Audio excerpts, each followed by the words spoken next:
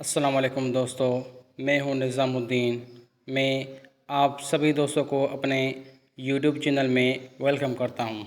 दोस्तों, आज हम बहुत ही इम्पोर्टेंट टॉपिक के साथ आए हैं, जिसमें हम ये सीखेंगे कि सीएसएस की प्रिपरेशन कैसे की जाए। दोस्तों, इस वीडियो को आप एंड तक देखिएगा। इंशाल्लाह ताला आपको बहुत कुछ यहाँ से नॉलेज मिलेगी। अगर आपको वीडियो अच्छा लगे तो प्लीज़ मेरे चैनल को सब्सक्राइब करिएगा। जैसे कि आप जानते हैं कि हर साल हज़ारों कैंडिडेट्स सीएसएस के लिए अप्लाई करते हैं और उनमें से 2 या 300 के करीब कैंडिडेट्स ऐसे हैं जो सीएसएस में पास होते हैं। क्यों? और दूसरी बात यह है कि हर साल हज़ारों कैंडिडेट्स अप्लाई करते हैं, उनमें से कुछ हज़ार ऐसे कैंडिडेट्स होते हैं जो सीएसएस में अपीयर नहीं होते और कुछ हज़ार कैंडिडेट्स ऐसे होते हैं जो शुरुआती पेपर्स होते हैं ना, ऐसे और कंपोजिशन के, वो अटेम्प्ट करके फिर भाग जाते हैं। बकाया जो कैंडिडेट्स हैं उनमें से बस 2 या 300 के करीब सीएसएस में क्वालिफाई होते हैं।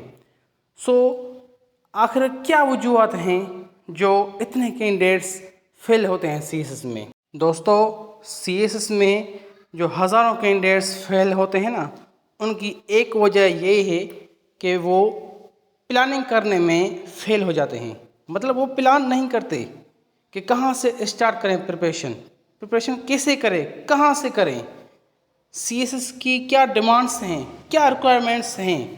एक अच्छी प्लानिंग करने में जो कैंडिडेट्स फेल होते हैं वही लोग सीएसएस में क्वालिफाई नहीं करते। तो दोस्तों, आइए मैं आपको बताता हूँ कि सीएसएस की प्लानिंग कैसे की जाए, सीएसएस की स्टार्टिंग कैसे की जाए और कहाँ से की जाए। तो सबसे पहले सीएसएस की स्टार्टिंग हम ग्रामर से करते हैं। भाई, हर एक लैंग्वेज का ग्रामर होता है। ग्रामर मतलब यही कि आपको लैंग्वेज बनाने में सहूलत होगी कि लैंग्वेज कैसे बनाएं। ग्रामर जो है वो हर एक लैंग्वेज का स्ट्रक्चर होता है।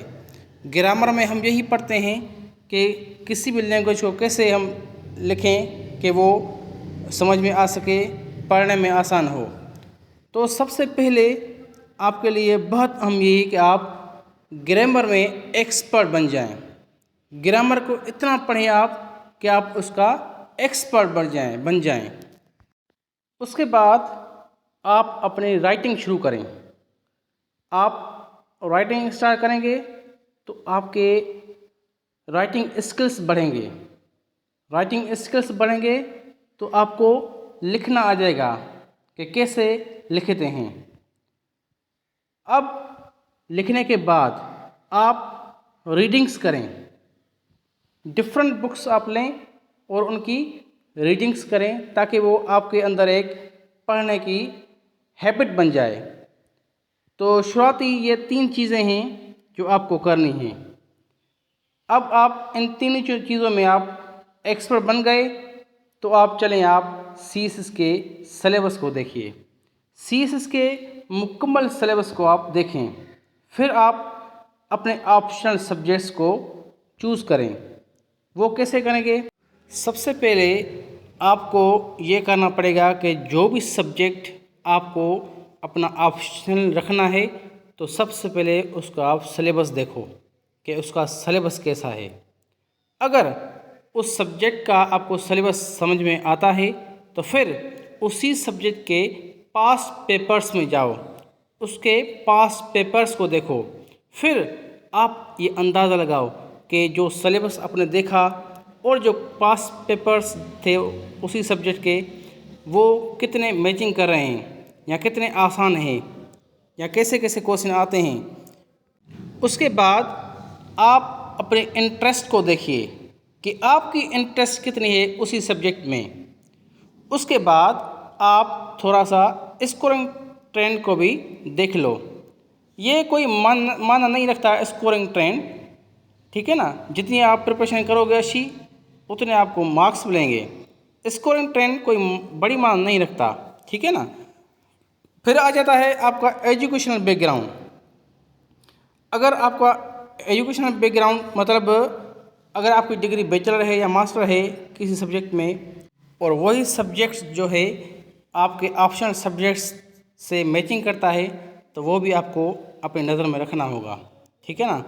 अब ये सारी बातें अपने दिमाग में बिठाकर आप अपनी प्रिपरेशन शुरू करें। अब प्रिपरेशन कैसे करें, मतलब सबसे पहले एक सब्जेक्ट उठाओ, कोई भी अपना एक सब्जेक्ट उठाओ और उसी पे काम करो। पहले सब्जेक्ट को पढ़ो, कोई भी टॉपिक आप जो सब्जेक्ट में पढ़ते हैं वो पढ़ो, और उसके बाद पास्ट पेपर्स को भी अपने सामने रखो। ऐसा करने से आपको बहुत बड़ा फ़ायदा मिलेगा। तो उसके बाद आप जो सब्जेक्ट पढ़ रहे हैं, तो आप ये देखना है कि कौन सी टॉपिक है जो बार बार रिपीट हो रही है, और जो टॉपिक बहुत ज़्यादा रिपीट हो रही है आप उस पर बहुत बड़ा फोकस दो, ठीक है ना। तो आप अगर जो भी सब्जेक्ट पढ़ रहे हैं तो उसकी प्रिपरेशन एक बुक या कम से कम 2 बुक से आप करें, ज़्यादा ना लें।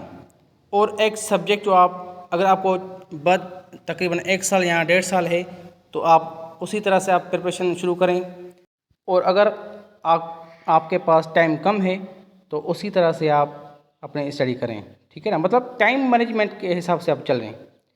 उसके बाद आता है जो MCQs का पार्ट है ना, उसको भी आप आहिस्ता आहिस्ता करें क्लेम करें, ठीक है ना।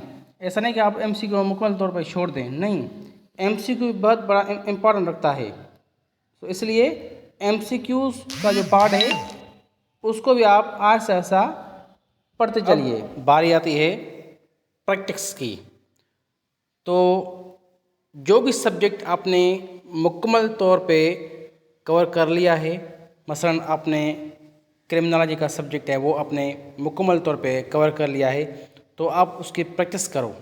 रोज़ के बुनियाद पे आप कोई भी क्रिमिनोलॉजी के जो पास पेपर्स हैं ना, उनमें से कोई एक सवाल उठाओ और उसको सॉल्व करो, और इसी प्रैक्टिस को आप रोज़मर्रा के बुनियाद पे करते रहो, और किसी भी किसी एक्सपीरियंस वाले बंदे से आप वो अटेम्प्ट हुआ क्वेश्चन चेक करवाओ, तो आपको पता चलेगा कि आप कितने पानी में हो। तो आपका इसी तरह से ये प्रैक्टिस हो गई। तो अब बारी आती है नोट्स बनाने की। तो आपको मैं पता चलूँ कि ये नोट्स जो बनाने पड़ते हैं ना, ये बहुत इम्पॉर्टेंट रोल प्ले करते हैं CSS की प्रिपरेशन में। तो सबसे पहले नोट्स बनाने में आपको क्या करना है, एक बात यही कि किसी और बंदे से आप नोट्स ना लो। जो नोट्स आप दूसरे बंदों से लोगे वो पता नहीं वो नोट्स ऑथेंटिक सोर्स से बनाए गए हैं या नहीं। तो इसलिए जो नोट्स बनाओ तो खुद बनाओ। जो भी सब्जेक्ट्स आपने ऑप्शनल रखे हैं उन सभी के नोट्स आपको खुद बनाने हैं, अपने एक्सपीरियंस के हिसाब से, अपनी नॉलेज के हिसाब से, ठीक है ना। जो भी नोट्स बनाओ वो टॉपिक वाइज नोट्स बनाओ। मसलन जो भी आपको अच्छी पॉइंट्स मिलती जाएं आप उसको जॉट डाउन करते रहो। हाँ, एक और बात, जो भी नोट्स आप बनाओ वो ब्रीफ होने चाहिए। इतने लेंदी नोट्स न बनाओ, क्योंकि लेंदी नोट्स आपको तकलीफ़ देंगे आगे।